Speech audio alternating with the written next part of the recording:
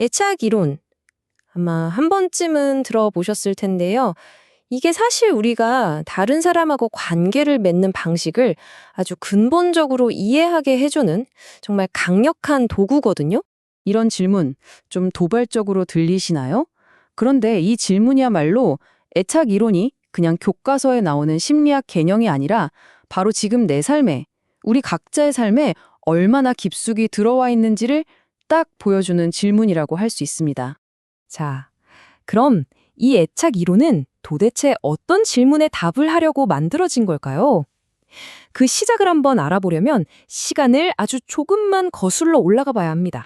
20세기 중반 심리학계는요, 두 거장이 꽉 잡고 있었습니다. 바로 프로이트의 정신분석학, 그리고 스키너의 행동주의. 이 둘은 거의 모든 면에서 생각이 달랐는데 딱 한 가지 질문에는 신기하게 똑같은 답을 내놨어요.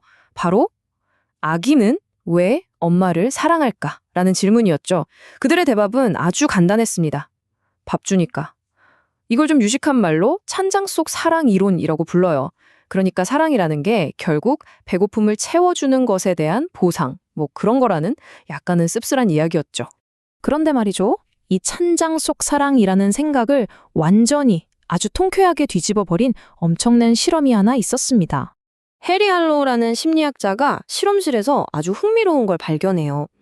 우리에 있는 새끼 원숭이들이 바닥에 깔아둔 부드러운 헝겊에 그냥 이상할 정도로 착 달라붙어 있는 거예요. 밥을 주는 것도 아닌데 말이죠. 이게 정말 사소해 보이는 관찰이었는데 이게 심리학의 역사를 바꾼 위대한 실험의 시작이었습니다. 자, 이 그래프 한번 보세요.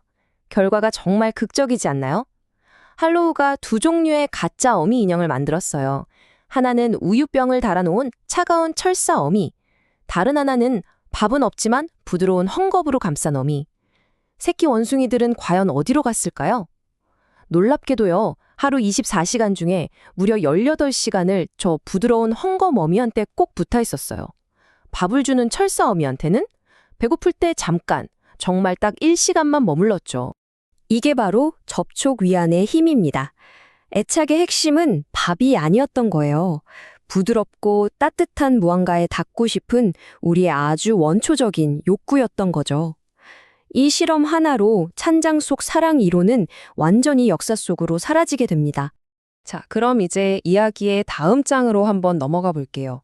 존 보일비라는 사람의 이론, 그리고 그 이론을 실제로 우리 눈으로 확인하게 해준 메리 에인스월스의 기발한 방법입니다.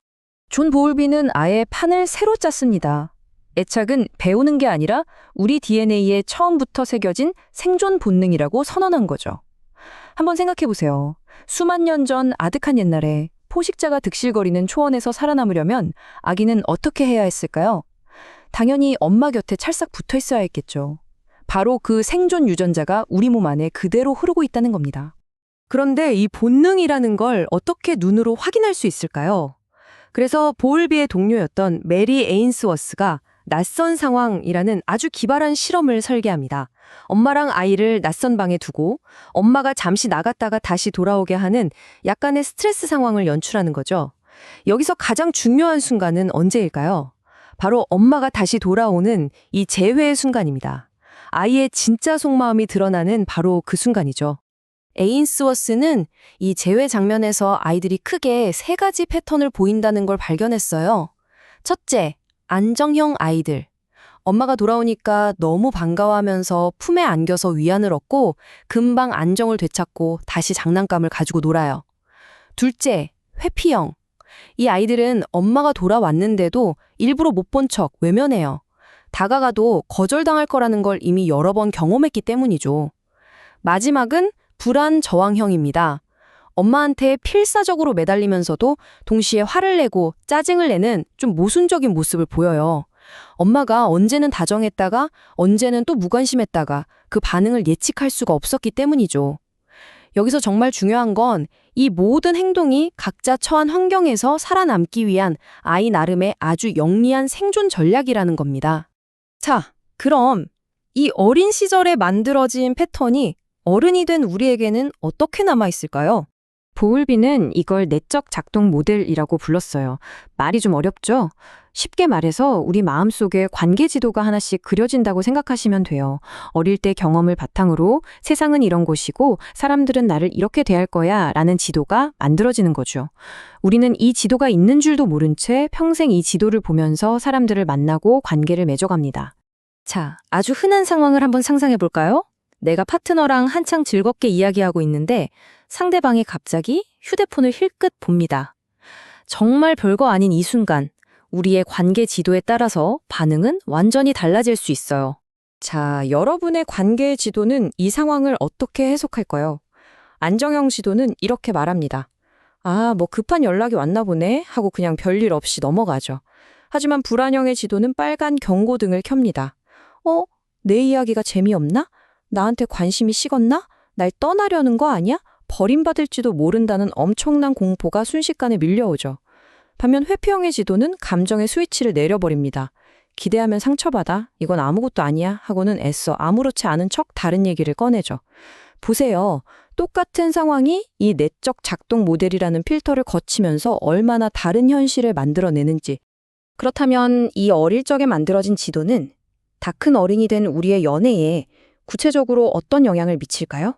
그리고 여기서 정말 소름 돋는 사실이 밝혀집니다. 심리학자들이 성인들의 애착 유형 비율을 조사해봤더니 아기들에게서 나타난 비율하고 정말 놀라울 정도로 똑같았던 거예요. 성인의 약 56%가 안정형, 25%가 회피형, 20%가 불안형이었어요. 어린 시절에 만들어진 관계의 패턴이 평생 우리를 따라다닌다는 아주 강력한 증거죠. 하지만 여기서 이야기가 끝나면 너무 절망적이겠죠?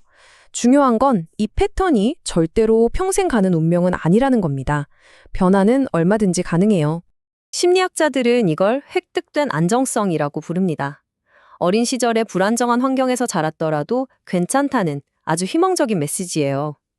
자신의 과거와 마주하고 흩어져 있던 경험의 조각들을 잘 꿰어서 나만의 일관된 이야기로 만들어낼 수 있을 때 우리는 스스로 안정성을 획득할 수 있습니다.